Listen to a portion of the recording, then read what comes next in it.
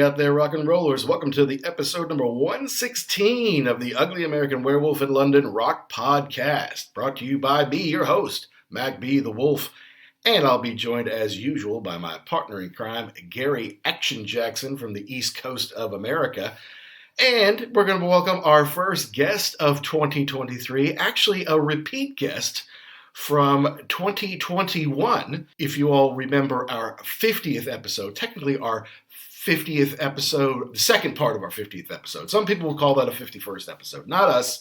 It's 50 part 2, where we dedicated time to the classic movie Highlander and the Killer Queen soundtrack that went along with it.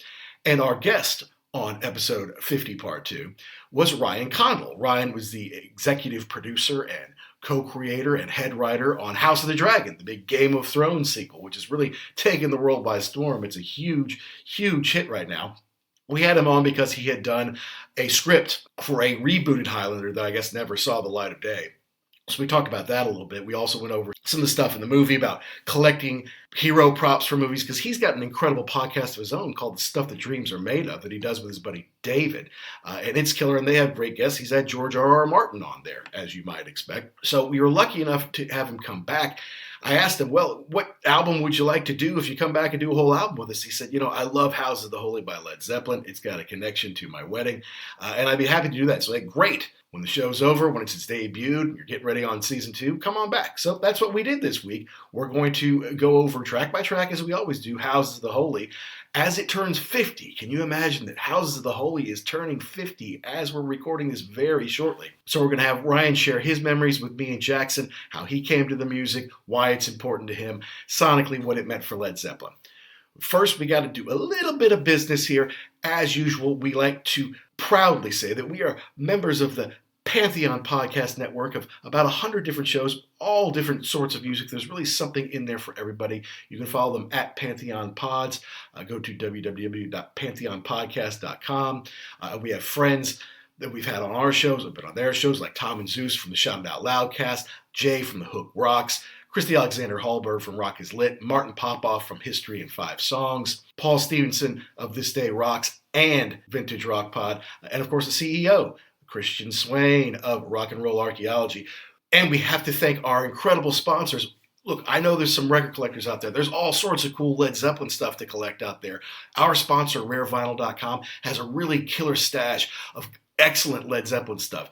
Talking LPs, singles, CDs, rare, hard-to-find items. They curate them, they take care of them in the shop in England, and they ship all around the world. So if you go to rarevinyl.com and use the code PODCAST, you can save 10% off your order, which makes it worthwhile because you can pick up some killer stuff. It's obviously not just Led Zeppelin. They have 250,000 things in stock. So go to rarevinyl.com or EIL.com. Use the code PODCAST. Save yourself 10% on your Led Zeppelin collector's items or whatever you may be looking for.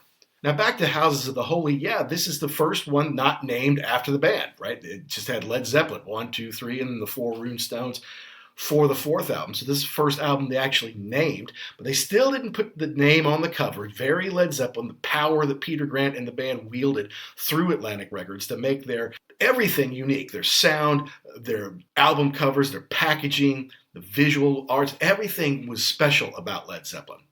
This is the one that came out in early 1973, their 5th album. And the boys had grown a little bit in the first 4 years or so that they were on tour together. They had saved a little bit of money and were able to create some studios in their homes, which allowed them to craft songs and come in with more fully formed ideas instead of maybe just some chord sequences. So some of these come in more polished and ready to go, which gives them the opportunity to be even more collaborative because now there's more structure. John Paul Jones really shines on this one. He really came into his own here. He wrote or co-wrote half the songs on there, including the amazing No Quarter, which to me is epic and moody and thick and just special in the Led Zeppelin catalog. It's one I never want to skip over, and live they can really stretch it out and do some cool trippy things with it. I just always love that one. So this is really a coming out party for JPJ. Obviously, all the other guys are fantastic as usual on it. So let's go ahead. This is going to be a little bit long, but let's go ahead and jump in. We are visiting with Ryan Condal of House of the Dragon, going over Led Zeppelin's Houses of the Holy on its 50th anniversary, right here on The Wolf.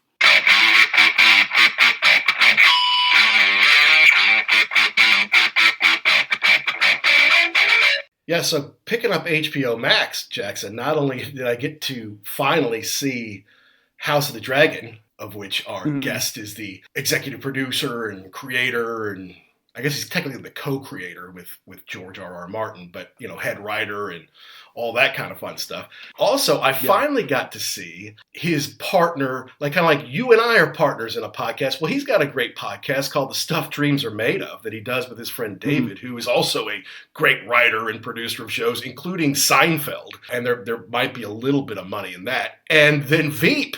He did Veep with Julia Louis-Dreyfus, which is a great Right. show, which I always kind of wanted to get into. And for whatever reason, it's just like, all right, well, I'll get there one day. Where you can't watch everything, especially as it's being made. It's like, okay, well, HBO does great stuff. Eventually, I'll get into it. So I ripped through those, man. That was fun. That was good TV. I like that. They were talking one time back and forth about the things from the show, like props and everything, Mm-hmm. and about how, I mean, on Veep, what do you have? Maybe you've got a nameplate from one of the characters, on their desk that would be cool.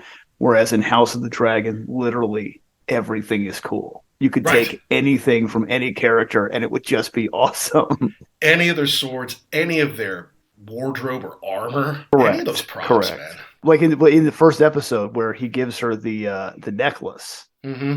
and even that, I'm like, anything would be cool from that show. I know. It's so cool. And so, I mean, I think we talked to him about that the first time we had him on. It's like, because he obviously has collected some really cool stuff from over the years. Big movies, Star Wars, Indiana Jones, Conan, stuff like that. And like, so are you working with your armor? Like, okay, everything that's screen use, all the hero stuff. Yeah, just go ahead and stick that in my trailer. Yeah, we need to make sure that, yes, that's put in a special spot, my trailer. That way I can have that. I mean, they get into some real heavy duty discussions about, like, I think Ryan was talking about, he's got some of the armor from Mm-hmm. Aliens, I'm sorry, Michael Bihn's armor and From he was like, Aliens. Yeah. he had like the far away stuff, like the action stuff, but then so he sold that and he bought like the close up, like more of the hero stuff. Gotcha. And then he was saying, "Wow, I'm kind of upset about that, because what I'd really like to have is a display with both of them so you could see the differences." I'm like, "Oh my goodness, that's a rabbit hole you could go down forever." For sure, yeah. No, and he had one of Conan's Mm-hmm. swords from the Conan movies, a hero sword when it was used. And, I think I even tweeted about it, Yeah. like, hey, he's got a Conan sword. And some, internet idiot came up like, he showed a video of Arnold like, this is Conan's sword. And I was just looking at him like, well, A, Arnold's not showing you a certificate of authenticity there. B, that sword looked pristine, like it hadn't been used. And if you Mm-hmm. use it in the movie, Right. it's going to get chips and nicks and stuff on that. It's going to be used. And so a hero sword is not going to be pristine. But I'm like, I didn't really want to go down a rabbit hole with some internet. It's not it. Your No. guy's lying. I'm like, yeah. Right. The Hollywood producer's lying Well, about the stuff that he has. You're right, Mister Out in the middle of nowhere. We're trying to fool you. That's why you voted for Trump twice. But anyway, well, I know that was a big thing. It's like at one point in time you wanted pristine, right? You right. wanted it to be perfect, but then it's like, no, I really want one. Yeah, like you said, it's got nicks and dirt on it that you can see. It's No, it was authentic. actually It's on the set. used. Yeah. Correct. Yeah. Correct. You don't Yeah. want a Mickey Mantle It's going to bat be that's like matched. right off the press. You want one he got a hit with, Right. right? Yeah. And that's going to have Correct. nicks and dings Yeah. on it. So, yeah. So, I mean, the first time we spoke with him, House of the Dragon hadn't come out yet. It was still in production. And now it's a global sensation, as we knew it would be on the back of Game of Thrones, Yeah. which was so well done and so popular with folks. But now that he's actually hit the big time with it, I'm just glad he still wants to talk about rock and roll with us. Well, I think that's the cool part, is that he has made it big. He's got a big hit show, but still the passion for stuff like that burns in him, and Yeah, so that is pretty cool. It will never go away. there he is. Can you hear me? Yeah, you sound good. Yes. Good. Cool. How are you? Good. How are you? All right. It's sunny in London, even not just Amsterdam and By the way, lit. it rains more here than it ever did in London, but I swear to God, Oh, ever really? since we moved in, it has rained like almost every day. So I was there for a few days. It's like 3 or 4 days or something in the summer and in August, and it was gorgeous. It was glorious there. It was actually awesome. hot. Yeah, but beautiful city. Really Oh, that's great great. Amsterdam. Well, look at you, man. You got your Led Zeppelin T-shirt on, man. You're all I'm ready to ready. go. Yeah. All right. Well, look, hey, and congratulations on the success of the show. I finally got to watch them all. I got HBO for Christmas, and I just great. got to watch them all. Really amazingly well done, well written. And I know that Thanks. you may have used some blue screens and stuff, but I mean the sets and the cinematography and stuff was really, really cool stuff. Ryan, it is really well done. Great. Yeah, thank you. Yeah, we tried to do as much in camera as we could, but of course, fantasy world like that, you do have to create some things digitally. But yes, we're intensely proud of it, and hard at work on season 2, which we'll start filming in a few months, and on we go. Excellent. Well, and I'll tell you, I was just telling Jackson, another great part about getting HBO Max was I got to get your co-host, your partner in crime on the Stuff Dreams Are Made Of. Get to see David's great show, Veep, in its entirety. It's just one of those shows that for whatever reason, I just didn't watch it while it was coming out. I'll be like, I'll get there. I'll see it one day, right? Good. Tell David, we'll appreciate that. Fans, and he's got his next one is coming too in March or May. I forget which slot he got. But White House Plumbers, it's like a sort of Cohen-esque take on the Watergate break-in, but through the POV of the burglars, and the trailer's out. It looks hilarious, as would be expected. I'm sure. I'm so excited for that one as well. Just plugging all sorts of stuff, as well as please listen to our podcast, The Stuff Dreams Are Made Of, about movie. Talk about that a little bit before you got on. Yeah, no, you've got a cool collection, and inspiring people, to appreciate these little bits of movie history, really, right? I mean, cinema history. Yeah, I mean, someone has to preserve that stuff. Yeah, I mean that's what our whole life is. It's what your podcast is about, right? It's about nostalgia and preserving history, and trying to relive our glory days a bit. Yes. Yeah, no, absolutely. No. And as long as, these guys are still alive, I want to get them on the show. I want to talk to them. I want to talk about their records that are having 40th and 50th anniversaries. Can you imagine that Houses of the Holy turns 50 in just short order here and not too long from now? That means I must be turning 50 soon. That's nuts. No, it's insane. It's insane. It was released a day after my dad turned 21. How about that? Wow. Yeah. Wow. But I know you don't have a ton of time, and so we want to hit track by track. But what we like to do is to kind of learn a little bit about how you came to know this record. And maybe you could give a little background about how you came into Led Zeppelin, but it was like, how old were you when you found this? What effect did it have on you? And maybe talk about some of big moments you may have enjoyed while listening to these 8 songs. Yeah, I mean, I came to Zeppelin, I think, in college. So I guess a bit late, but I didn't, my music taste was so defined by my social group. And, I grew up in I went middle school for me was 1991. So that, glorious run of 10 and Nirvana's first album, right, and the Black Album, Metallica, that, there's a meme on the internet of like, the stack of cassette tapes, the insane stack of cassette tapes that was all released in the same month in 1991 that are all classics. And, basically, good luck to you every year after 1991. So my music taste was really defined around that. And of course, a kid, at that age, you're interested in listening to, the music of your generation, not necessarily going back. But I became a big kind of metalhead sort of through high school and into college, and I was always into the harder stuff. So Metallica, and I was a big into Rage Against the Machine and this stuff from that era. I was a huge Tool fan, and also all the kind of grunge alt stuff, but on the grunge on the harder side, Alice in Chains. Yeah. Mm-hmm. Yeah, all that kind of stuff. I now have a very diverse music taste, but back then it was a lot of that, and remains the Deftones, et cetera, et cetera. So in college, I met actually a guy who is this like Led Zeppelin obsessive, and he was a really good, talented bass player, and he always used to talk about John Paul Jones and his bass playing, and I'd never heard anybody talk about bass playing as a individual art within a band. And I mean, of course, I knew Led Zeppelin by reputation. I knew a bunch of their songs, but I always thought of Page and Plant and Bonham. Sure. I didn't think of, John Paul Jones, and he always talked about him a lot. So actually, I started listening out of a sort of interest in that, and I was very interested in history and all, all the things, the eras that came before, as you can see surrounding me here. It's always been a fascination of mine.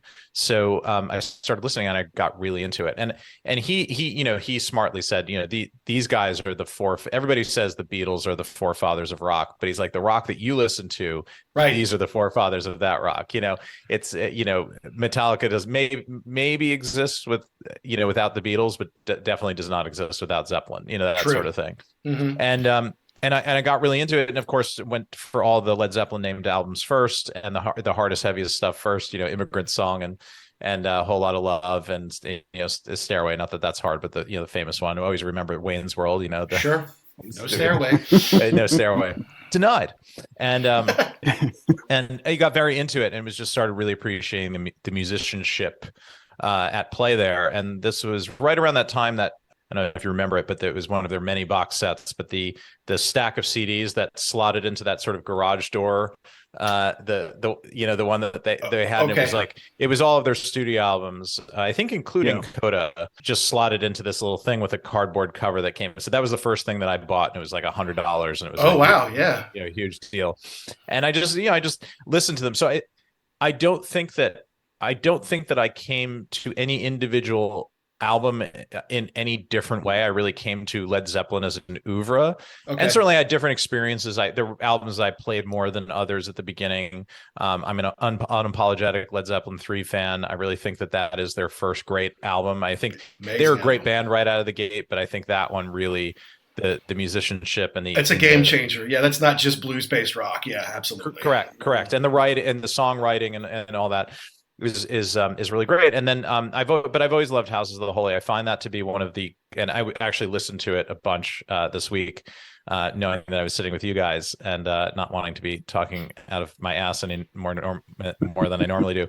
But I remembered why I often go to that one, because it's one of theirs that I find is really listenable from beginning to end. You can kind of put it on and experience the album, as I imagine you would have done back in the day with a vinyl record, and put it on, just sat and listened to it as almost like a movie, watching the experience and going through the chapters of it. And look, not that their other albums aren't like that, but this one is particularly, to me, feels like that. It has an opener, it has a great, great closing, and it has these kind of rhythms and moves that it goes through. And I've always really, really loved that album. And I think I mentioned to you, Mac, when we were talking about it, we in the debate over wedding songs and things like that. Right. We did not. It was not our song technically, but it was the song that began our wedding reception. Was "Over the Hills and Far Away," because I just loved that. One of the greatest transitions of all time. To go from a kind of plucky ballad into a true rocker, Led Zeppelin rocker. And that's right. And I love the lyrics of it. And there's actually a British military hymn called the same thing that I found the lyrics to, and it seems like they're pulling something from there. But it's called "Over the Hills and Far Away." It's like a marching hymn. So anyway, that's sort of my history with it. I love the album. I was reading up on it too, and again in prep for this, and it was referred to as the last great Led Zeppelin record, which I don't know that I mean, Physical Graffiti is pretty terrific, but okay. But a great, I mean, obviously that's written with love, at least for House of the Holy. So I love the album, and it's a desert island disc, I would say. Awesome, killer. All right, well, before we get track by track, Jackson, how about you? How did you get to Houses? Well, I was a couple of years older, still am, than Ryan. So mine was more in high school, like in the late 80s. So before all of the music that you were talking about came out. So I was kind of in that in between part. I knew Led Zeppelin. I had heard a lot of it, but not all of it. And I'm like, okay, I need to buy one of their albums so that I can be cool and say that I have a Led Zeppelin record. And 2 and 3 were kind of, I didn't really know them that well. And this was, and 4 everybody had. So that was easy to get to. This one was like, I know some of the songs. So I think if I pull the trigger, I'll be okay. Bought it, listened to everything. I had it on CD. I put it on a tape, and I used to remember I get in the car and just listen to it. I just drive, just go somewhere, just get out of the house, just chill. So I've listened to this 1,000 times forward and backwards in its entirety. So like you're saying, Ryan, it is like a movie. You have a beginning, a middle, and an end. Yeah, no, that's cool. No, I mean, like Jackson was saying, yeah, we're a few years old. You that time, 1991, when you were in middle school, that's when we met as freshmen in college, me and Jackson. Mm-hmm. And it was an interesting time for music because it's like, yes, here comes Pearl Jam, here comes Nirvana, here comes Soundgarden and Alice in Chains. But that exact same time, here's U2's Achtung Baby. Here's Def Leppard back after 5 years away. Here's Dire Straits back after 5 or 6 years away. Yeah. Here's Metallica's coming up with this huge black. So it's there was some old school and new school going on at the time, and we were pretty old school. Our tastes always were a little bit older than we were anyway.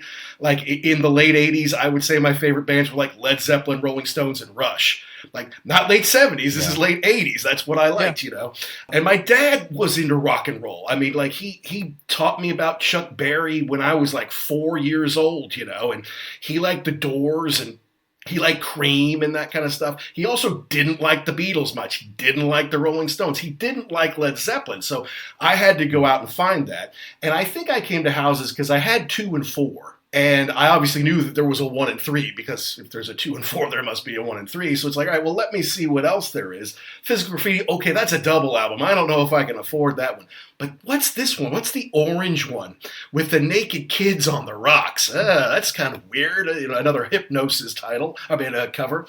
It's like, all right, well, I'll check that out. And yeah, like you, it was like Over the Hills and Far Away. I'm like, this is an amazing song with like the acoustic bit. And of course, I didn't really know about tracking. It's like you can just lay down on one track an acoustic guitar and another track come in with the electric. So I just had visions of him playing an acoustic guitar on stage for that bit and then like throwing it to a roadie. And then he's got his Les Paul underneath go, I didn't realize that, you could just do that magic in the studio, or maybe you had a pedal that you could be playing on your double neck Gibson. Just press the pedal and then you're in the next stratosphere. But they would play it live. They played it live though, and they had to do that. They had to do that live. It's kind of amazing, Ahead of their time, I would say. I mean, not everybody was doing that. That's for sure. Hi, I'm Deborah Bonham. And I am the Irish werewolf in England, Peter Bullock. And you're listening to the Ugly American Werewolf in London.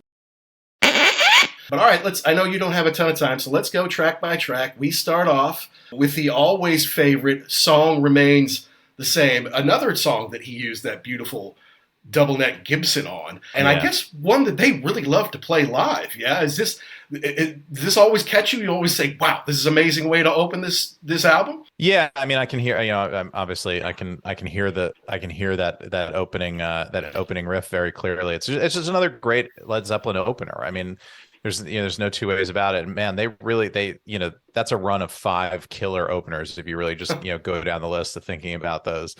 Good Times, Bad Times, and so what's the opener on 2? 3 is Immigrant Song. 4 is Black Dog. What's the opener on 2? It's leaving me. It's not a whole lot of love. It's not Heartbreaker either. No. I can get there in about 2 seconds here. Good trivia question. Yeah, a whole lot of love sort of eats that album up. So you just probably everybody just skipping to that one. But yeah, it's such a terrific song, and it's the name of the famous sort of. It is Whole Lot of Love. It is Whole Lot of Love. It is Whole Lot of Love. Yeah. Why is that thinking? Okay, there you go. Well, there you go. Makes sense. So it continues the tradition of great Zeppelin record openers, but it's also the Song Remains the Same as the name of the Boondoggle documentary film / fantasy sequence. Yeah. Making their own like Bakshi Lord of the Rings kind of thing, whatever that was. Again, in high school, I love that shit, man. Yeah, I thought it was great. It's like not only cool to see him in Madison Square Garden, but it's like the dream sequences or whatever. Like, this is trippy, man. yeah. And that's, I mean, if you had to make like a Mount Rushmore of all-time shows to be at, 1985 Live Aid with Queen and the Beatles on the roof of the roof of the Let It Be the Apple building, yeah, exactly, and that Madison Square Garden show has to be one. This is one of the just legendary, because at that period they were so kind of smacked out on all of their various substances. You either got like a legendary Led Zeppelin show, or like they couldn't, figure out how to Right. put the night together. And I think that was one of the legendary ones. And man, anyway, great opener.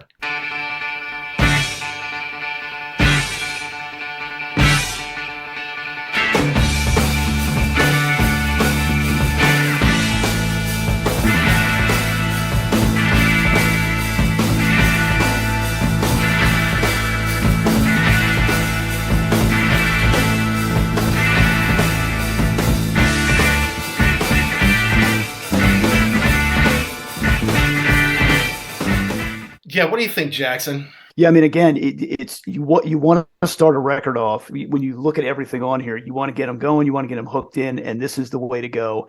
It looks like this was supposed to be, or started off life as an instrumental, which it definitely sounds like the vocals will kind of put in, like, maybe we don't want to be an instrumental. Let's put some vocals in.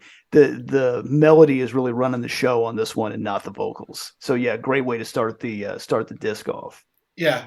Jimmy's a little frantic at the beginning, really kind of throughout, but it's still cool. I guess he and John Paul Jones had both taken some of their winnings from the previous tours and albums and built home studios, which allowed them to develop some of these songs before they came in, because usually they would come in and do it all together. But now they can come in with some more fully formed concepts. What I didn't, because he composed it as the overture when he brought it to the boys, and then Plant kind of changed the lyrics. He added lyrics in it and talked about life on the road. So then it kind of became The Campaign was the working title until they decided on The Song Remains the Same. What I didn't realize, but I can hear it now, they sped up Robert's voice in the song. He sung it at one speed. They sung it. They pulled it up to make it a little higher, a little faster. So although they love to play this live, I wonder if it was difficult for Robert to pull off, because he had to get to that higher register to match, right? Wow. Yeah, it's probably easier to put it in the beginning when you can still sing that high, and not at the end when you've been out there for an hour. Exactly. I like the part too where it comes in frantic, but then in the middle it slows way down, so you kind of groove to that a little bit, and then bam, right back into it again. It's got that melodic run by Jimmy in it too. It's really nice stuff. I have to admit that when I was younger, especially when I would watch the movie Song Remains the Same, it'd be kind of a bummer to me, just because I'm like, Jimmy's got the double neck. Is he going to play Stairway? Oh, no, it's This Song Remains the Same song, right? And I was like, you can't just use that for Stairway, young Mac. He can use it for other things. But you're right. Great way, killer way to start off the record. And they loved it. They almost never didn't play that song the rest of the time that they performed. Yeah, I believe they played it at Celebration Day, which was their last live show. I believe that's on that. Yeah, that's on there. And that's another one, because that's one I was actually alive for. Exactly. Would have been, man. I know an actor who's in my first pilot, who's a big metalhead, paid $10,000 to go to that show, and he's like, and I wasn't like front row. I was just there, just in the building. No, I mean, like, I understand Dave Grohl is there. Dave Grohl can do whatever he wants, but it's like 30 million requests for something like 20,000 tickets or something like that, So yeah. Oh well. All right. You said he paid $10,000, but he said he can say he was there. Yeah, exactly. I mean, no regrets. No regrets. Yeah, no doubt about it. All right, now we always talk about on the show how, like, the first song's usually got to come out and grab you, get you going. The second one usually takes it up a notch, and the third one's a gear shift back. But on this one, the second one is the big gear shift back with Rain Song. A very long song, 7.5, 8 minutes, and one that, if you just ask me without me looking, I often can't place which album Rain Song is on. And I might just guess, was that on 3? Because they had some softer songs on 3. Was that on Physical Graffiti? Because I can't remember all of side 3 and 4 of Physical Graffiti. But I've just forgot what a beautiful song this was until I really listened to the record again. This is a George Harrison song. That's right. He was, which I didn't know, but he was like a huge Zeppelin fan and just loved what they were doing, and like gifted this to them, I guess. And I mean, it's unclear as to what exactly he did. Did he write riff or whatever? But I love that kind of DNA in there, and I love that one of the Beatles was also a fan of, let's face it, the greatest rock band of all time. Ooh, big statement from Mr. Condal. Yeah. I think greatest Harrison hard rock band of all time, I would say. There you go. Yeah. Harrison was at Jones's birthday party, and they were talking about this. Oh, you guys, you're great, but you should write a slow song, blah blah blah. And I think at some point in time in that party, Bonham ended up throwing Harrison into the pool. And if that's not one of the cool, like, could you imagine, like, this is all going on at one thing? That's fantastic. And to your point, it is really cool that Harrison would be not just a fan of the band. Like, he understood music, he understood where it was going, he really liked them and what they were doing. Yeah, and I think the comment was he went to Jimmy's like, I like Led Zeppelin, but they don't play any ballads. So maybe he showed something to Jimmy. Maybe Jimmy just borrowed. I mean, look, the beginning chords are basically, it's the same as Something.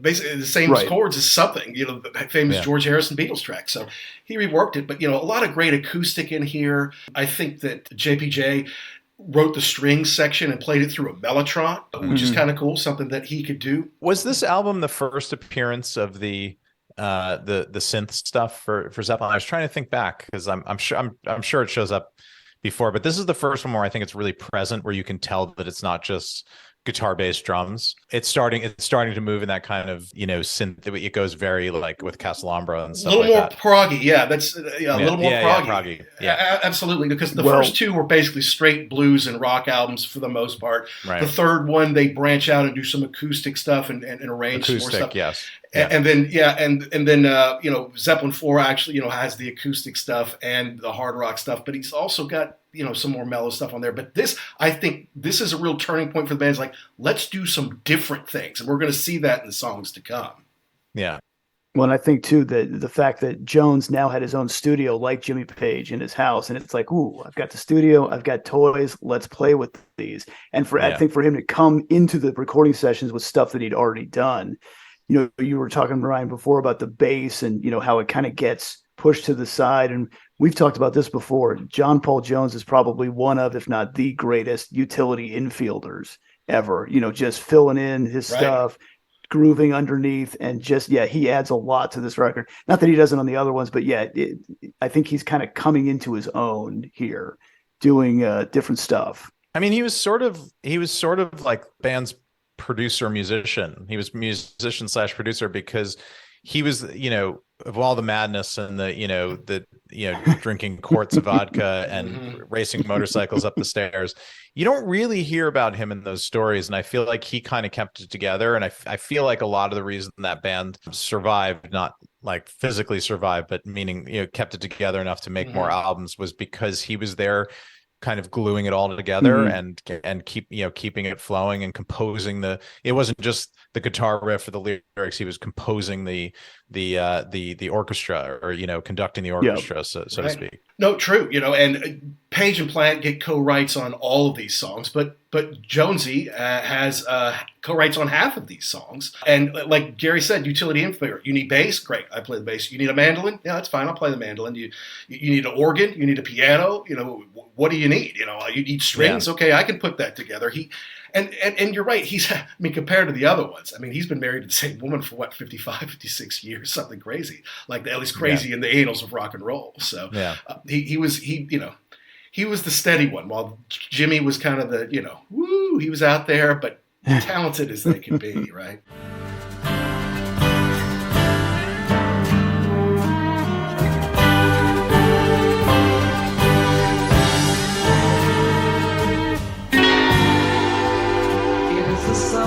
My smile,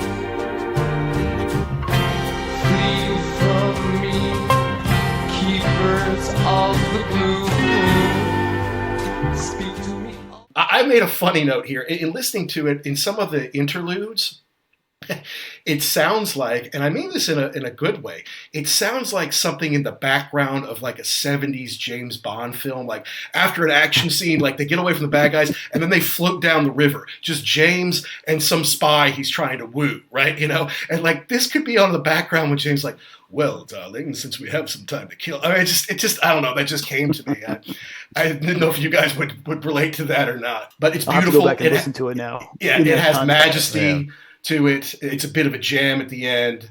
Yeah, like I said, it's like the experience of listening to this movie is listening to this album is like watching a movie. It has its kind of story rhythms to it. It's the opening action sequence with "Song Remains the Same," and then this is the floating down the river. I didn't think it was a James Bond song, but I could see it as a. These guys would have been a great. I would have loved to see the movie scored by the musicians of Led Zeppelin. You know how like with Trent Reznor and Atticus Finch has become not Atticus Finch. What is his name? That's the guy from Kill Mockingbird.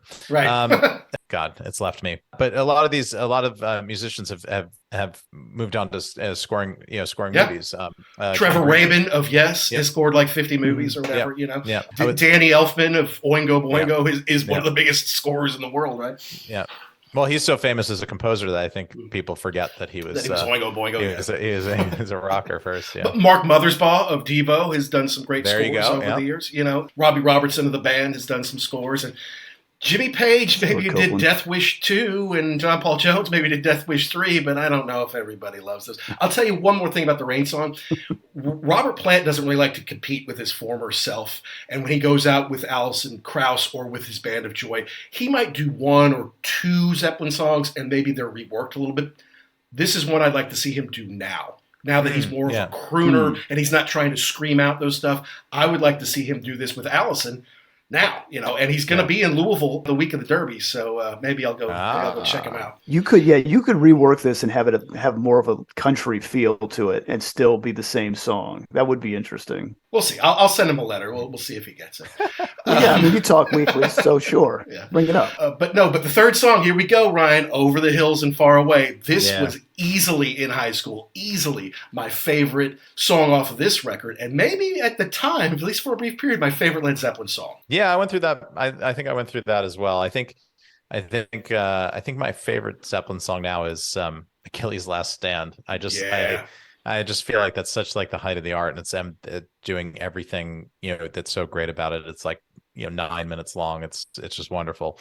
But yeah, I think this one I love the musicianship. I love the songwriting. The lyrics of it are beautiful. The emotional feeling that I think it puts you through. And now it has this like this nostalgic chord that it hits, because I just think of our wedding, and it's we still 11 years later we still like each other, and it's just it was such a great day, and I love the song. That's awesome. I just love the dichotomy of it's this cool acoustic, it's nylon thing, and then burner comes in with the big riff. It's just cool. I actually quoted this on my senior page of my yearbook. Mellow is the man who knows what he's been missing. Many men can't see the open road.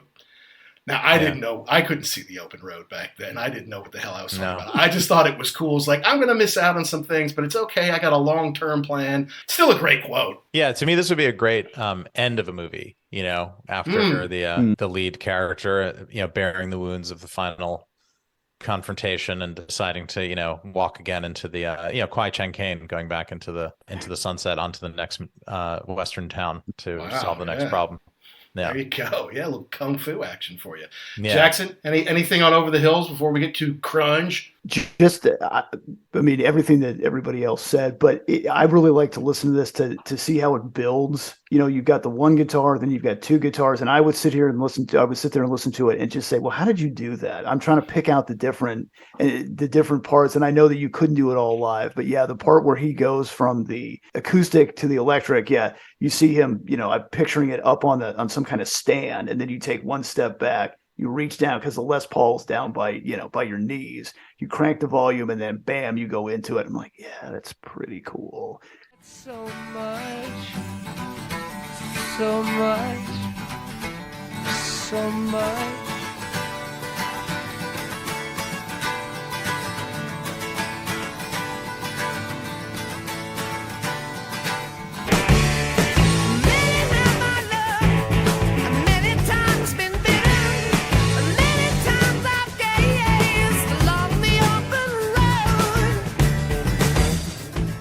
And if you're halfway decent and you've got the time, you can sit there and pick out the beginning of it on an acoustic guitar. And if you could even play the beginning part of the notes, beginning phrase, you think you're, pretty cool in high school. Yeah. That's right. Did you ever play guitar or dabble with it at all, Ryan? No, I have no musical ability at all. My brother's very good. Is that right? My brother's really, really good, and I think would have. I don't know that the songwriting would have been that was in his wheelhouse, but definitely like if he had stuck with it and really, he plays for fun and casually as like he's just a distraction. But I think if he had really committed himself, I mean, I think he could have been a hell of a guitar player. That's cool. That's cool. And I want to congratulate you on putting, some actors in your show that have some musical history. First of all, Patty Considine is a fine musician, He's a rock star. Yeah, that's right. And he was on the Rock on Tours with Guy Pratt and Gary Kemp, who we've had on our show. Oh, yeah, there you go. Yeah, they're part of Nick Mason's Saucerful of Secrets, and he was on there, and he was talking about being on your show, but he's also talking about his music, which I thought was cool. Riding the Low. Yes. Yeah, and then Reese...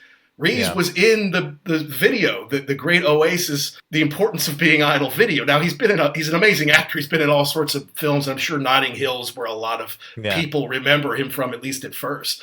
Fine actor, but I remember him from that video because, that just kind of seems his personality to me. I don't know. I remember him from, and every time I see him, it's always, I thought you said he was all muscle. I'm Larry, and he just walks off as the kicker from, what was that, The Replacements? Yeah, that was not a good movie, by the way. It was not a good movie, but he was awesome in it. I'm like, they wasted Gene Hackman on this? You got to be kidding me. Reese is hilarious. Yeah, I bet he is. Please tell him we are fans. He started his career at the very beginning of his career. He did stand up in Welsh. Oh my God. Yeah, he was a Welsh stand-up, and I was like, that feels like a very niche kind of thing. But apparently it was hilarious, and he's bilingually hilarious.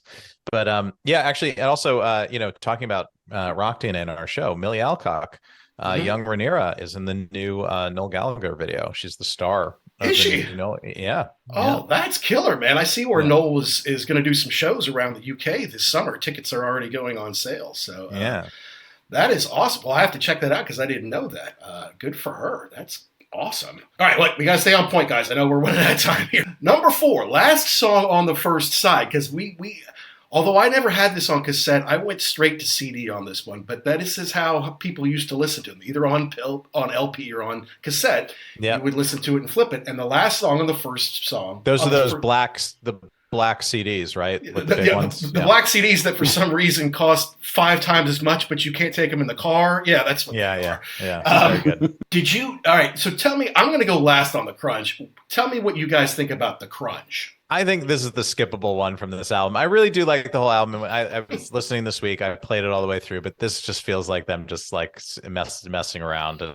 And I don't know it because it's such a great, I mean, with those 3 back-to-back killers, and it just feels like, okay, you guys, I don't think it's filler because it's not that it's a tight album. I just think they're like having a laugh. And I actually think if you read the interviews, they sort of were, and with this and then with Do Your Maker.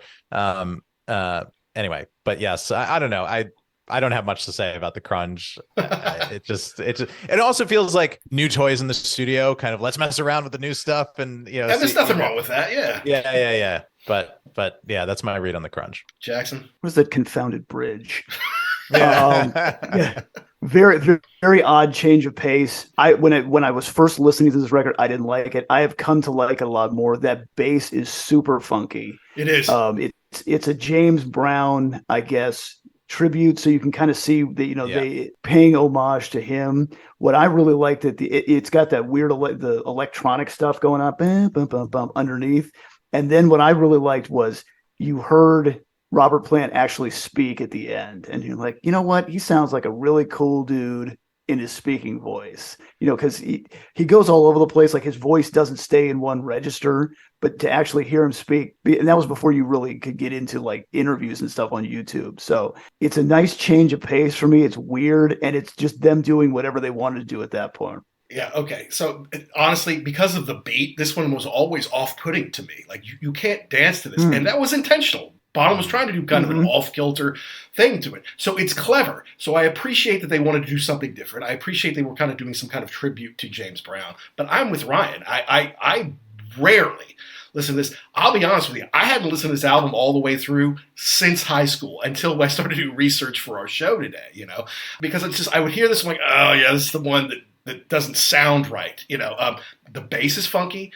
Jimmy's playing stuff that I don't love. It's a little high. It's not killer Jimmy stuff. But, you know, it is definitely funky. not out in front on this one. Yeah, look, I give him credit for pushing out. It's like we said, they were very blues and hard rock based, those first two albums. They went a little more acoustic, but that's, you know, it's okay. So you're bringing in some bluegrass, kind of old Celtic, maybe country stuff. But now this is where they're really doing something different. I don't love it, but I give them credit for doing it.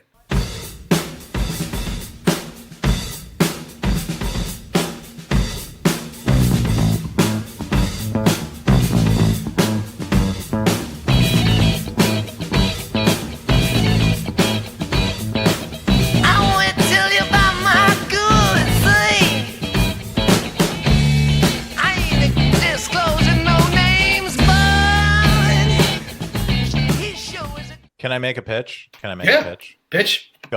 Traveling back to 1973 as they're tracking the album.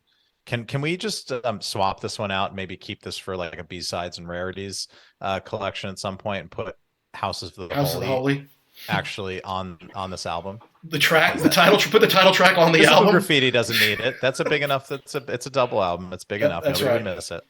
And that was is like definitely weird. that is the fourth act of this album would be pretty killer. Yes, it would be amazing. And Now, it was wait a always minute. weird as Go a ahead. kid to try and figure out why you called the thing Houses of the Holy. Why did you not have Houses of, well, you don't worry about that because we do whatever we want. Okay, That's fine. right. Yeah, That's right. it is very strange that not only would you not use the tune, but you put it on the next record. And Okay. I know I came to them late, but I always sort of in my head, you know, as you retcon things in your head, or do you head canon? I always in my presumption was always that the Houses of the Holy track on Physical Graffiti was something related to the making of or the touring of this album. It was so seminal in their oeuvre that they wrote a song about, you know, it was almost like a song about the album or a song about the experience of making the album. I never thought that. You know, I know that it's the thing, you know, in rock, you have the album, the song that's the title of the album, Right. you know, And Justice for All, Master of Puppets, you know, Ride the Lightning. But for me, I was just like, oh yeah, okay, cool. That's just a song about the experience. But I didn't realize until, you know, reading one of the many Zeppelin books that that was actually, it was meant to be on this album and then was either unfinished and they put it aside and they picked it up again for Physical Graffiti, which is, good story. Speaking of stories, do we know who says, "Where is that confounded bridge" at the end? In research, nobody knows. Everybody has their theories, but nobody knows exactly who that is. It's not Plant? A lot of people think it is. It's what it always sounded like to me. What are the other options? That it could have been Bonzo. Option is that it could have been John Paul Jones, and it could have maybe been John Paul Jones, although it doesn't sound much like it from interviews. I mean, it sounds like an accountant, like someone who's around, where is that confounded? Where did I put my pen? You know, yeah. Where's that confounded bridge? It feels like treated to me. It feels like they slowed it down, maybe, or sped it up. And if they were playing with tape speeds, it could be disguised. I always thought it was planned because he's just, you know, somebody missed the cue, you know, and you know, the lead singer is always the most indignant of the band. It's part of the role. That's right. But when he's going, I can't find the bridge. That's so high. And there's, where is that confounded bridge? That's much lower. So it might be him. You might be right. It might be sped down or something. Who knows? Just another one of the Zeppelin mysteries out there. That's everyone. Right. Going to side 2, or the 5th song, Dancing Days. Now, this is a nice change from the Crunge, and it's a happy song. It's not like heavy. Yeah. It's like Led Zeppelin are happy. You know, that's not usual for them. They usually have to be brooding over something, you know, but this is one that, and it's a great way to start off the second side of the record with Page kind of sliding around like he does. I don't know. I never loved this. I always liked it okay. I never loved it as a kid. I think I like it better now. How about you guys? Well, when I first heard it, I couldn't believe that Led Zeppelin had covered Stone Temple Pilots. You are young, yeah. Those very young man experiences where I had heard STP's, you know, cover of this 1,000 times because I was a big STP fan before I ever realized that it was a Zeppelin cover. And, you know, obviously the first time it came on, I was like, that's where that came from. Because it really is very, you know, it's not just the lyrics are pulled. It's a kind of a direct lift with fuzz pedals and all that. But yeah, I really like this track. And I like that it's a happy Zeppelin song. I mean, before all the tragedy starts to hit the band in a big way, that kind of changes their, you know, lyric writing, which I think like is a big reason that, you know, the band never really survived or got back together after all that, you know, after, you know, you lose a child and with the experience that comes along with that. And he's like, how can I just go back on stage and like sing about, fucking groupies? It's hard to like live in that world. But yeah, I mean, this song is not about that, but I don't know. I like that. Yes, I like that they're happy, and it's an upbeat song about the positivity of life and living in the moment and appreciating what you have and appreciating the good times when the bad times have passed and all that. And Dancing Days are here again, meaning that there were good times before and there are good times again.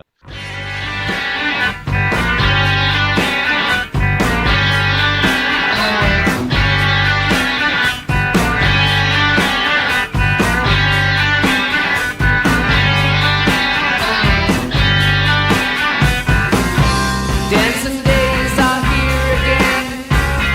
Summer evenings go. I got my flower, I got my power. I really like this track. It's a good one. It's a good one as you're coming off of Over the Hills and Far Away, and as you skip the crunge. It's a good way to good way to come back in. So true. Hey guys, this is Ryan Condal, the executive producer, writer, creator of House of the Dragon, and you're listening to the Ugly American Werewolf in London podcast, and you should download and subscribe. Keep doing that. On this one, as much as I love everybody else in the band, it really is Jimmy Page to me. So to hear that signature riff right off the bat, it's different. It sounds like, he's sliding around almost like he's melting the notes together. And I really like the sentiment growing up where it was cold for a good part of the year. The whole about dancing days are here again as the summer evenings grow. Like you kind of think, oh man, I can't wait for it to be summer. That's the best. So yeah, to your point, Ryan, hearkening back to a time before and it will come again. That's why I always like this one. And the main riff is really great to me. Yeah, it's funny. I guess I appreciate that lyric now more living in England, because that's where these guys grew, particularly in the north. And let me tell you, after November falls and the sun starts setting at like 3:45 in the afternoon, and it's just cold and gray for 4 months straight, you really do start to appreciate the dancing days and the long summer. Because the other side of that is, summer, the summer sun is up, until 10:30 at night, and then rises again at 4:30, 4:45 in the morning, which brings different problems. But at least they're happier problems. They're vitamin D based problems. And I did appreciate that song a lot more, as I did. It's not on the album, but as I did going to California, because I lived there for 15 years, and I've always loved that song because the idea of the British going to California and the kind of the hope in the sun and everything that that came along with that. And I'm very nostalgic for that song now because I deeply miss California after having lived here. But I guess Dancing Days is sort of the other side of that. It's like the experience of you really grow to appreciate summer here living in England. Let me tell you. Absolutely. That's for sure. It's absolutely true. Yeah. And I'm going to move to the Midwest where it's like, I remember, Ryan, like if it was 90 or more in England for like 3 or 4 days, it's like, oh my God, we're melting. And all the old people are going to die. And I'm like, it's 90 every day from May through September where I'm going. Like every single day. Yeah. But because that's a modern place in a first world country, you have air conditioning. To run to shelter. You don't pretend that this has never happened before, which is my favorite feature of the now coming up on my third English summer. Oh, it's never like this, guys. It's been like this every year I've been here. Get some air conditioning. I know. Well, and you look at the show is going to continue to be a hit, buddy. So you better get used to living there for a while. They're not going to shut down and say, "Oh yeah, why don't you, make it in Vancouver or something?" No, you're going to keep making it in England, I have no doubt, and in Spain and some of the other cool places you get to go. Yeah, Spain also has air conditioning. Yes, they do. I was just there, and it's a wonderful place. All right, now second song on the second side, or sixth song, Jamaica, as it's known to the British. Dire Maker, as it's known to Americans. It's a reggae song. Yeah. That's out of their comfort zone. That's not something that they did before. And I got to tell you, if my memory serves me from high school, this is one the ladies love. Yeah. Yes. And it's all those different things, but this one actually fits into the puzzle in a way, right? More than the crunch. Yeah. And more. Yeah. And I think it's funny because when I I think I first saw the song title, I just thought this was another one of their weird Welsh, Gaelic, Celtic sort of song titles, and I didn't realize that it was like a slang, sort of slang inside joke. Yeah. So but in my head canon, I'm going to keep this one as one of their weird, one of their weird Welsh titles. But I like this one. I'm gonna say I like this track, and I do not skip this track. No, never. All those tears I cried. Baby, please don't go.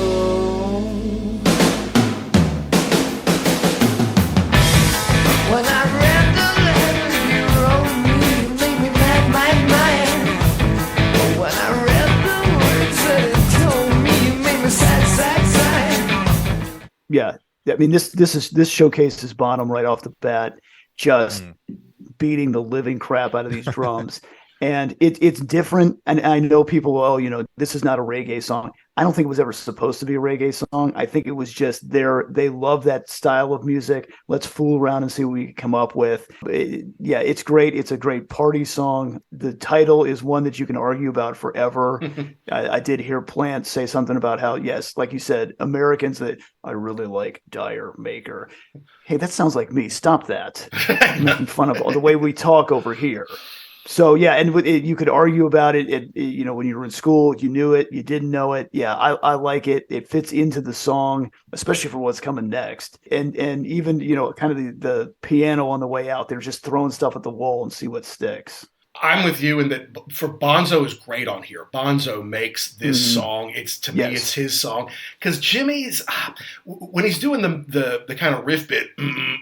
I love that part. Yeah. I think it's cool. When he's doing the other stuff in the middle,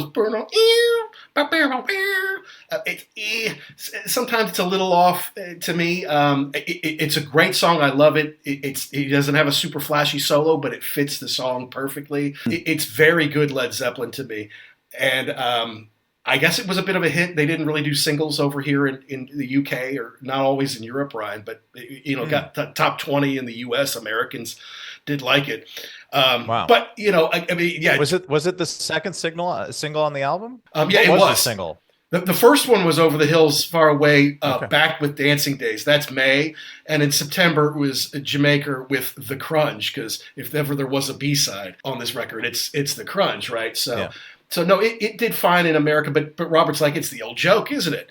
Oh, the wife went on holiday. Jamaica? No, she went on her own accord, kind of thing. So we didn't get that in America, because it says Dire Maker. Do I like that? Yeah, it's a fun one, So no, it's a good one. It makes the album, again, give them credit for doing something a little different, because Clapton didn't release I Shot the Sheriff till the next year. So, you didn't see these big British bands dabbling in anything like this previous to this. So again, they're kind of breaking some ground. But to the epic, to the seventh song, third on the second side, No Quarter. Yeah. This is my favorite Led Zeppelin song of all time, at least right now. I mean, it hasn't always been.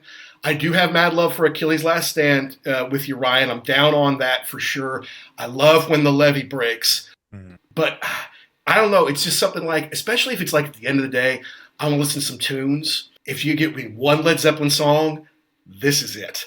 And I can listen to the Celebration Day version, and it's, to me, it's otherworldly. It's amazing. It's all four of them being so good. JPJ deserves a lot of credit on this one, because this is one that he had during the Zeppelin IV sessions. Couldn't finish it.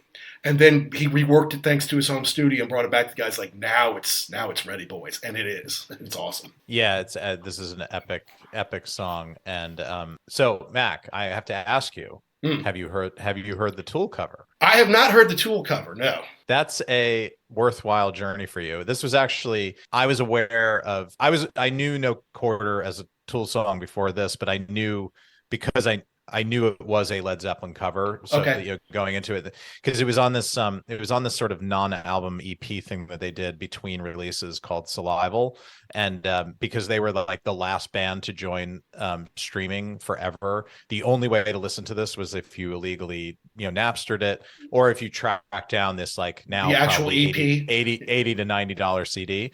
Gotcha. which of course I did at some point, and was totally you. happy to spend the money. But I agree with you. I think this is my favorite song on the album now. I don't think it hits favorite Tool song, but I just love it, and I think this is the best lyric writing on it. It's like an epic. Close the door and put out the light.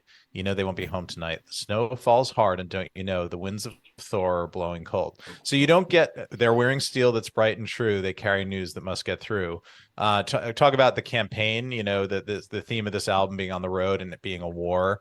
I mean, this is, of course, no quarter is a kind of military term. Yeah. Battle term that we use quite a bit in my job. That's right. Give them no quarter, which means, fight without mercy, do not take any, no yields. Prisoners. Yeah, exactly. And the only thing this is missing, the song, is a good Tolkien reference. It's set up right there to bring in some reference to Caradhras or something with the winds, but they go Thor, and I respect that. It's Norse and Nordic, so I'll take that instead. But no, I just, everything about this song, the epic melancholy of it, and coming off of Dancing Days. This is not grim, but I would say heavy. In the sense of not like musically heavy, but sort of spiritually heavy. Just a great freaking experience. The song.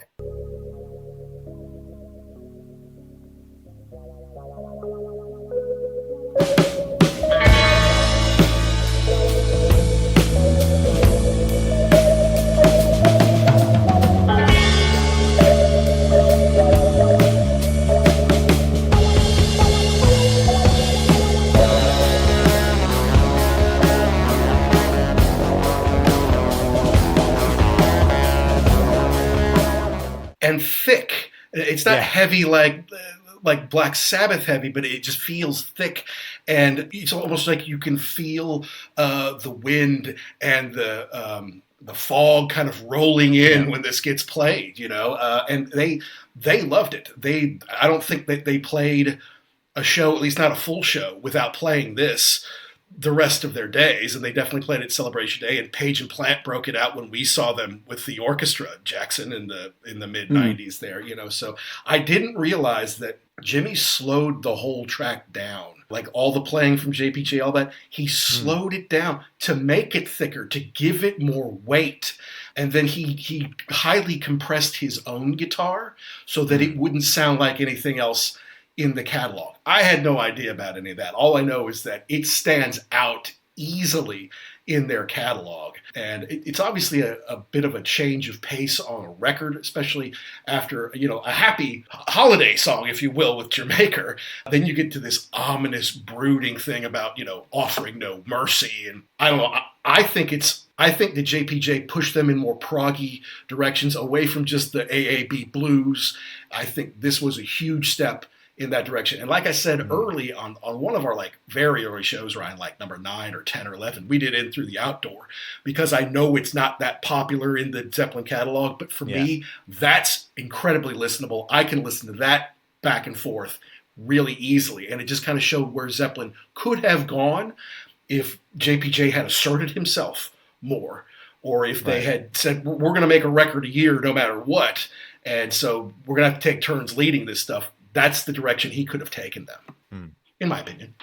So for me on this one, it's, what are we doing here? If I'm driving in the car, this gets skipped. It's too much. But if you're lying in bed trying to go to sleep, it's freak out time. Oh my goodness. And you just sit there and because you really want to listen to everything that's going on, and you want it to kind of be quiet. And then you can really get into, I just put on my first note is it's time to freak out. And you have that that really heavy riff. You've got what is he saying? You've got to listen to this a couple of times before you start to pick out the lyrics, and the voice is very distorted. And then maybe sometimes you listen to it and you're thinking, wait, are the vocals messed up, or am I out of my mind? What's going on here? What's happening? And it's otherworldly, and it fits in with 7 and 9. But it's definitely it's a very hard change of pace. Well, you call it a freak out song. It can also be a make out song in high school, Jackson, right? Because you put on the second side, you get Dancing Days, and they're happy. They're hopping around. You put on Jamaica. Okay, it slows down a little bit, but it's still happy. They groove a little bit. Then it's like, no quarter. Why don't you just come sit down next to me? And then you've got 7 minutes. You've got 7 minutes to make a move or to work your magic, boys. You know, and there's a reason Mike Damone in Fast Times at Ridgemont High suggested when it comes time to make out, put on, you know, I think he put side 2 of Led Zeppelin IV, but you could have put this track on after some happy ones. I'm telling you, the magic can happen for you out there, gentlemen. Isn't this great? That's the place to be. Yeah.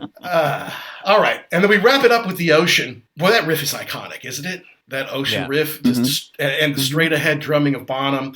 It's you know, a lot of times you get to the end of a record, and we talk about this on our show a lot. It's a throwaway track. It's like, okay, they said we had to have 10 tracks, so here's the 10th track. Yeah, it peters out, right? Yeah. Yes, this is not a peter out. This is not a throwaway. This is a good one. Although it's different. It is, but it's the album's rocker. I mean, I was when I was first going through my first pass, I was like, the only thing this is, other than Tolkien lyrics, the only thing this album is really missing is its rocker. It's like, it's, you know, it's Immigrant Song. It's, you know, it's Good Times, Bad Times, but it ends with it. I mean, I forgot that, you know, because you expect, you know, The Ocean would be, you know, at the front of the at the album typically with the way they put things together, but what a great closing and a way to like kind of flip the script in a way. I love that song, and it's why I always listen to this album to the end, because you have such great stuff at the end of it. Good point. So you're coming out of No Quarter, right? And it's just kind of like it zipping up your pants, right? Yeah.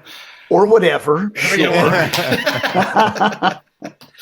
And then the beginning of this one is, you know, we've done 4 already, but now we're steady. And then they went 1, 2, 3. And so I would turn that up so I could hear the hissing on the tape to hear him say that. And then bam, right into the song as loud as it could go. This is awesome. And it's just, I mean, it's iconic. They could have started the record with this, but the fact that it's the end makes this one of my favorite records of all time, just because you got the heavy hitter at the end of the thing. We've done 4 already, but now we're steady, and then they win. 1, 2, 3, 4.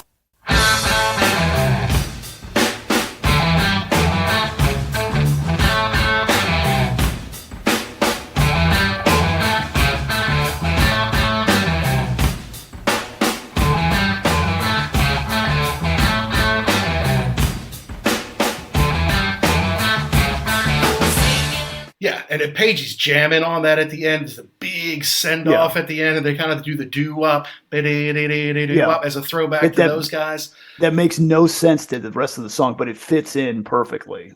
It does, you know, and it wraps up an album where they took some chances. They took some chances with Crunge. They took some chances with Jamaica. They you know, No Quarter is not something that, you know, you're going to play next to with a Jackson 5 song on the radio. You know, it's awesome, but it's not exactly pop music necessarily, you know. So it's rare that you ever find a dud on a Zeppelin record. And I know the Crunge isn't our favorite, but I mean, there's no real duds on here. The Crunge is different, but it's not bad to me. And the way you wrap it up with this, and the fact that Houses the Holy, the song, which I love on Physical Graffiti, wasn't ready or didn't make the cut. Also, The Rover, Black Country Woman, those were kind of in various stages while they were doing this. Even Walter's Walk, which ends up on Coda, was done during this time, you know. I mean, just shocking when, like, Coda was basically an obligatory thing. It's like, okay, we still owe them a record. We want to do something to wrap up our legacy here. So they just took everything that existed, basically, and popped it together. And some of it was as far back as 1972, 73, like Walter's Walk. But as far as one statement goes, this is very powerful, especially on the heels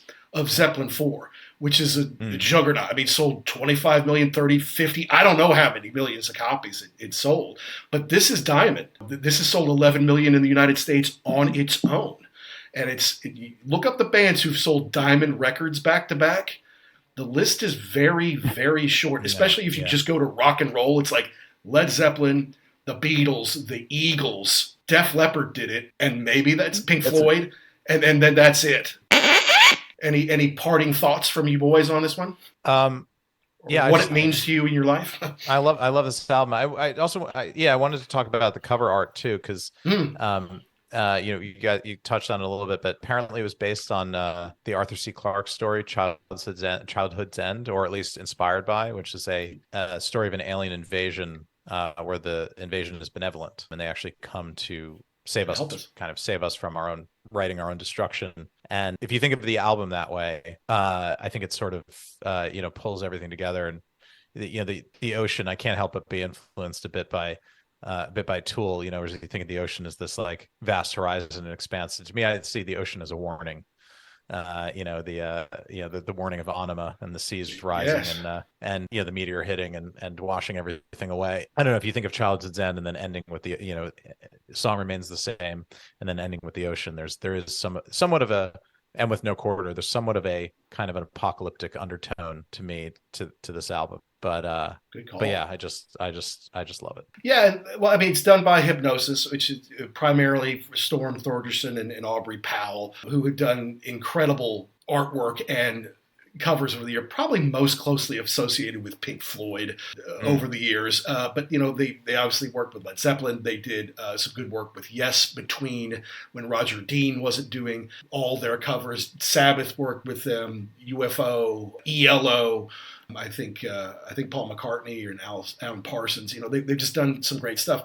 Although I admit, when I first got it, I was a little off put by it because it's naked kids.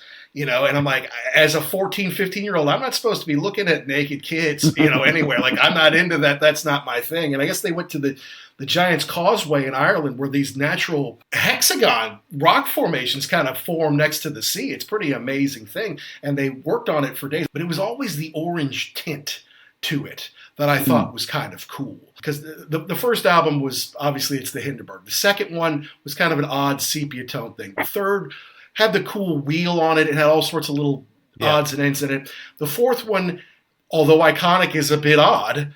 Right? It's a picture of the dude with the sticks on his back. And then if you open it up, well, that's in a torn down building. But this is a more otherworldly kind of thing. And and for that, I do like it. It's an interesting cover, though. I like the story of the first idea that was brought to the band, which was I believe a tennis court with a racket on it. And what do you mean our stuff is a racket? Get out of my face. Get out of here. I can only imagine the PR blitz that had to accompany that with phone calls and everything. It's a joke. We're sorry. Here's something else. Yeah. The fact that you would have the Stones to show up there with a joke deal, like, baffles me why you would do that. So was it Storm's idea to do that? And they're like, okay, that's it. You're fired. Bring Aubrey in here. We'll let him do it. Correct. Yeah, That's exactly what it was. Yeah. And I don't know, like, what did he mean it as a joke? Like, how was he really serious? But apparently Page took one look at that and the top of his head came off. And he was like, get out of here. Don't ever talk to me again. I would love to see Peter Grant eject somebody from a meeting. That would, even if it was me, I would love to do. I would love to go like back physically. In time. Yes, and have him, but like physically eject you. Yes. Yeah, correct. Yeah. And then I could tell that story. I could dine out on that the rest of my life. Unfortunately, the meeting was on the Starship, so so 30,000 feet later, pushed out by Peter Grant. Yeah. If he pushed out a parachute, it'd still be a great story. But yeah, that's awesome. Well, Ryan, look, man, we really thank you for coming on and realize that this is, a busy time for you as you work on your Golden Globe award-winning show for season 2. When do the Emmys come out? I don't even know. The nominations, I think, are in June, and then the ceremonies in September. So okay. Still quite a ways to go. Long time to go there. Okay, so yeah, you might have seen. So, and then when do we think season 2 will be hitting HBO?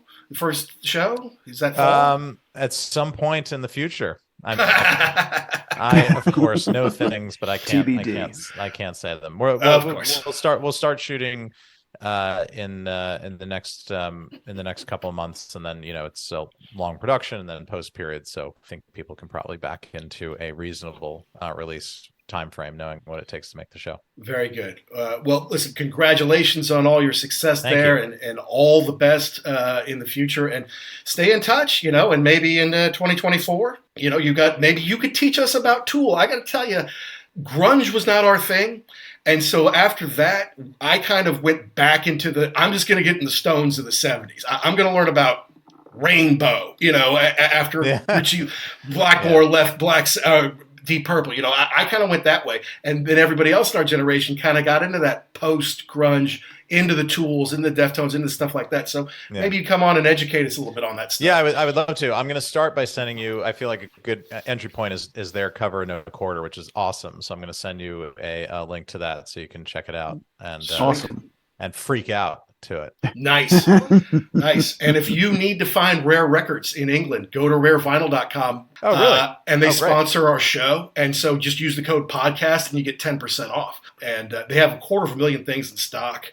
I went down to their place, and it's amazing the care they take with all that stuff. But it's also like the end of Raiders, where it's like, there's all these boxes of things. Like, God, someone's got to go through all Oh, this that's stuff, awesome. I've got to make the pilgrimage, but I will check that out. Thanks, guys. Thanks for having me on. Thanks, bud. Bye.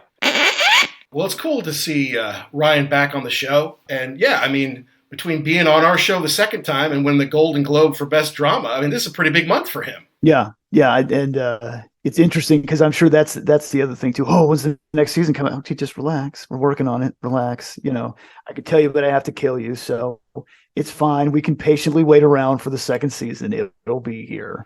And if not, just watch the first season. Exactly. Or go watch all the Game of Thrones, which I still haven't done. I'm one of the rare people who did not watch Game of Thrones. And although I'm familiar with the genre and what's happened and some of the characters, I watched House of the Dragon without having all that baggage, because it's a prequel. It takes place 172 years, at least it starts 172 years before all that. So I don't think you really, I mean, it would definitely have helped, but it's not like if you didn't see Game of Thrones. Yeah, you wouldn't be like, I don't even understand. The other thing too that was pointed out to me was there's no one from Game of Thrones in House of the Dragon. Mm-hmm. So you don't have that thing where it's like, well, I know this guy's going to make it because I've seen this person later. Right. There's none of that. You don't know what's going to happen with any of the characters. So that was always the thing to me in those Star Wars prequels. Like, well, right. I know you're going to live. I know you're going to die. Yeah, right. Exactly. Like watching Rogue One.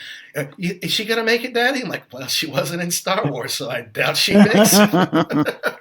You've never seen this person before, so or he's going to be Darth Vader. It's just a matter of time. Yeah, but no, that's really cool. I'm really happy for him and all his success. And it's always cool when you find someone who is creative, who does share some of the same stuff that we like. Like, we love Led Zeppelin, we love rock music. Well, he does too. And obviously, being a little bit younger, he got into some bands that we didn't. So having him on to talk about Tool or whomever it may be. Tool is a weird deal. You've got people that can't stand them, and you've got people that think everything they've done is genius level. So I would be interested to talk to him about that and maybe learn a little bit more about the band, because I'm in the camp of I don't think that they're terrible. I just never really got into them. Right. So I'd like to kind of get a guide through their, here's where you start, listen to this, you'll like this part. Yeah, and you know how I am. If I don't know it, I automatically don't like it. Which is dumb. But it's the way I am. It's like, I already know all I need to know. But, you think about it, you go back in time. I didn't know anything about heavy metal. No, I don't like heavy metal. Do you like Iron Maiden? No. Well, listen to this. Oh, man, that's really good. Yeah. Why don't you listen more? Yeah, I think I will.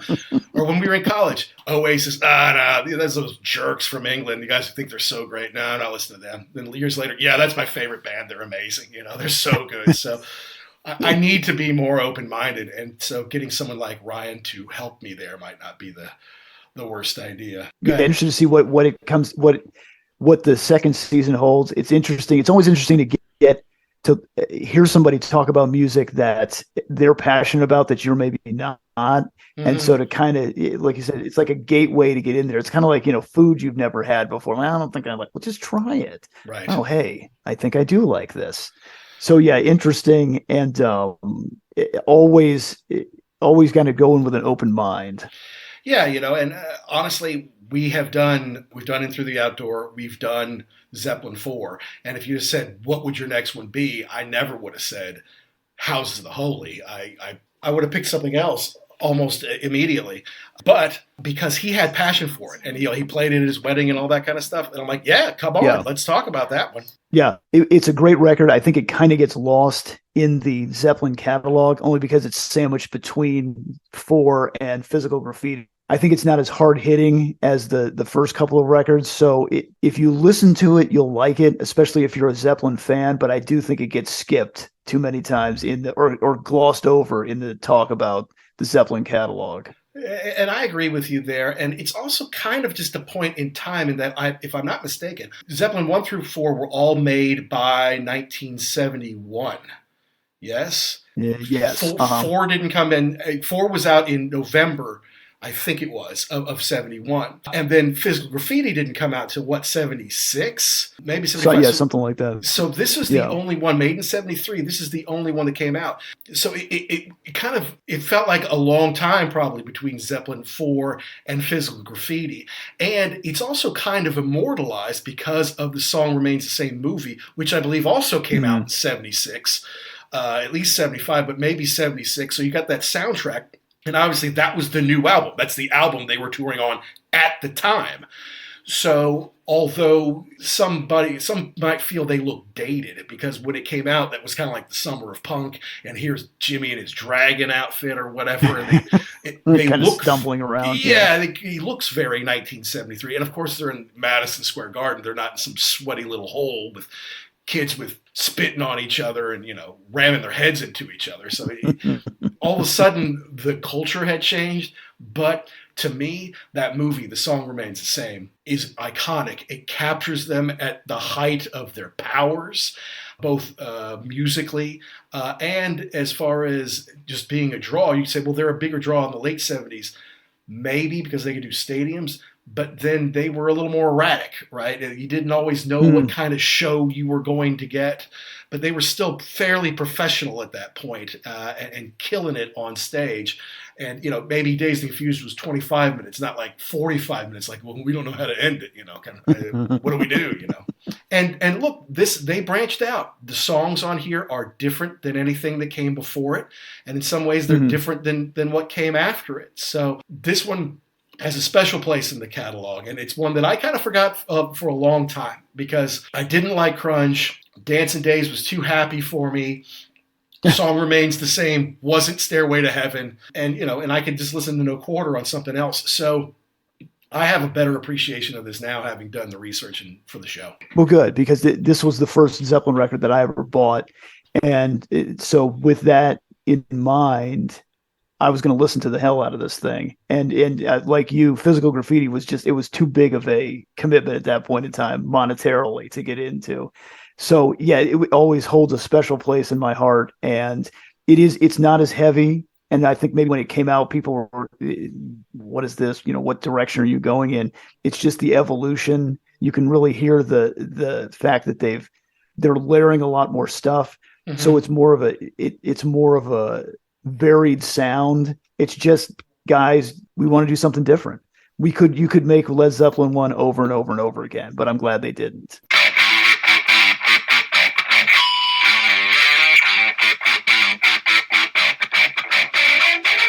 Well, that wraps up episode number 116 on Houses of the Holy with our friend Ryan Condal of House of the Dragon, the co-creator, executive producer, head writer, and all-around great guy with a huge hit TV show on his hand. We wish him all the luck in the world on that show. And we appreciate him coming on to talk about Houses of the Holy. It's one that I'll admit I was into when I was younger, but it kind of became the one I didn't overlook, but just figured, I've heard that one. I want to go back to something I really love, like Physical Graffiti, like In Through the Outdoor, or even like Led Zeppelin IV, which we did that show over a year ago on the 50th anniversary on Led Zeppelin IV, and admitted we don't listen to it that much just because we know it's overplayed. We know the songs really well. And I guess you could kind of say the same for Houses of the Holy here. A great album. No Quarter alone puts it in the stratosphere, but just think about it from beginning to end, with Song Remains the Same all the way through to The Ocean.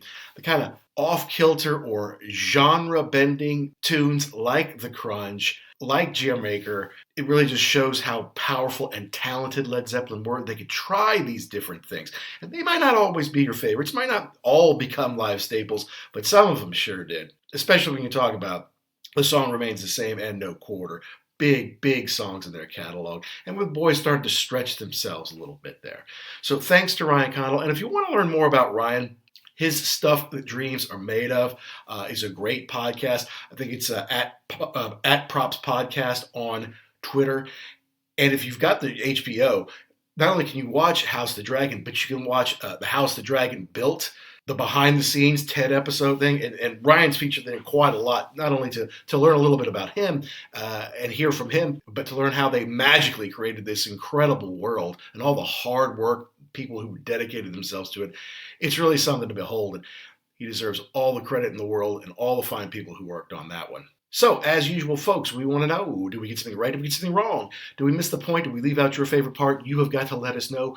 You email us, uglyamericanwerewolf@gmail.com, or you could tweet or DM us at ugly_werewolf or at actionjack72. We're on Instagram, we're on YouTube. You let us know about the bands, the albums, the concerts, the rock properties that you want to hear us talk about.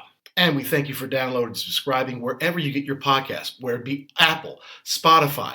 Good Pods is good to us. Anywhere you like to get them, Podbean's been big. Please continue to download and subscribe. And if you're thinking about it, hey, give us a positive review. It just helps us find more rock fans like you, helps us grow the show. And as usual, we want to thank Pantheon Podcast, of which we are a proud member, and to our amazing sponsor, rarevinyl.com. And you go through rarevinyl.com, use the code podcast, and you can save 10% off of your orders. And thanks so much to Ryan Condal. Can't even tell you what we're doing next week, folks, so you're just going to have to tune in and find out. But to all of you rockers all around the world, be cool and stay safe.